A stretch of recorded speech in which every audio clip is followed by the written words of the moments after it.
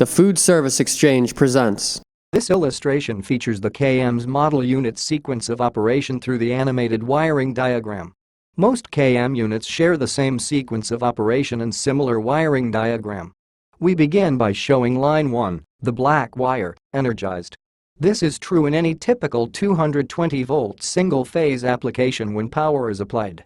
When we energize line 2, the brown wire, notice that the power goes into the compressor contactor and passes through the thermostatic bin controlled, if equipped, and the 10-amp fuse.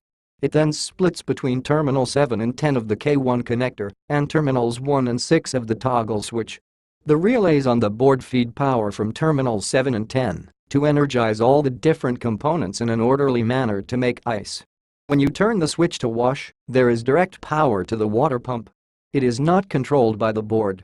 This is a good way to verify power to the unit and check the water pump.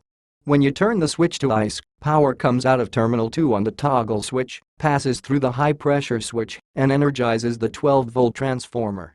The 12-volt signal passes through the interlock switch, energizing the control board, lighting the red power LED, and the bin control closed green LED. The green LED number 4 indicates the start of the 1-minute fill cycle. Notice the water valve is energized by the orange wire from terminal 6.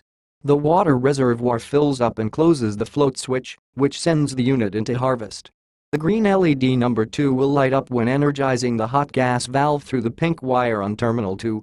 When the green LED number 1 is lit, the compressor is energized through the violet wires on terminals 1 and 9. As the hot gas flows through the suction line, the temperature starts to rise.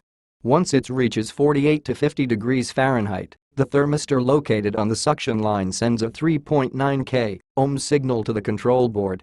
This will initiate the harvest termination timer and later send the unit into the freeze cycle. Please note that LED number 4, the water valve, may remain energized 3 to 6 minutes during the harvest cycle. In the freeze cycle, the condenser fan motor is energized by terminal 3, the black wire. The water pump is energized by terminal 4, the red wire. Notice the water pump is energized through the toggle switch when in the freeze cycle. As the water in the reservoir depletes, the float switch will open and the cycles will repeat until the ice bin or dispenser is full. Please visit our website, hoshizakiamerica.com/support for more information. Or call tech support at 1-800-233-1940.